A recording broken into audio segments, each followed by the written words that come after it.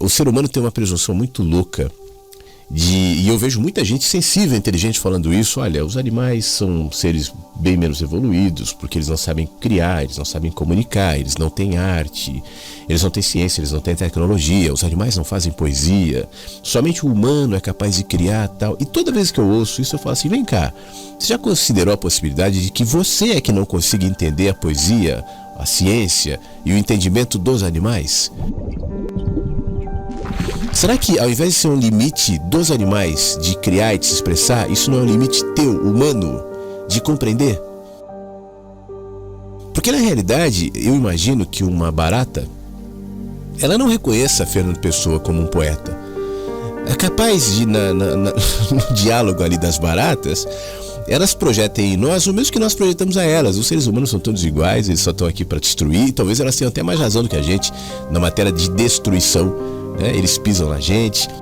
A gente falou mais cedo sobre a comunicação, inclusive no próprio texto do Rubem Alves, de flores e de plantas e de árvores. Pessoalmente, eu acho que elas se comunicam de uma maneira muito mais ampla e muito mais rica do que nossos parcos sentidos são capazes de captar. Mas nós, na nossa presunção, dizemos somente o ser humano racional, só o ser humano se comunica, só o ser humano faz poesia, só o ser humano faz...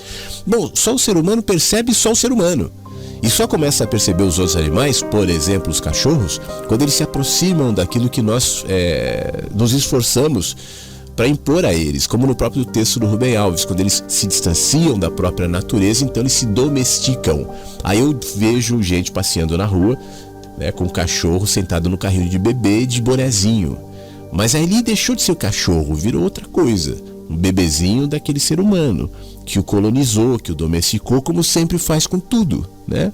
Então que nós estejamos mais abertos para isso, porque a tecnologia não, a linguagem da natureza, eu estou falando de maneira ampla, seja os animais, seja plantas, vegetais, seja lá o que for, a linguagem da vida, eu diria, ela é muito mais rica do que a nossa linguagem racional, essa que nós somos capazes de articular a partir de palavras, expressar tal, e reduzir todo o arsenal de comunicação da natureza e da vida ao que eu posso compreender, eu acho muito, muito, muito pequenininho. Por isso, na minha opinião, chegará um tempo onde nós teremos, inclusive cientificamente, maneiras de capturar capturar não é uma boa palavra, de acessar, né, de entender essa linguagem, de aprender com essa linguagem, de crescer e de interagir de maneira mais direta com essa linguagem. Isso envolve a linguagem dos sentimentos, dos sentidos, né, das emoções, das intuições. Eu acho que existe uma série de comunicações tão mais sutis.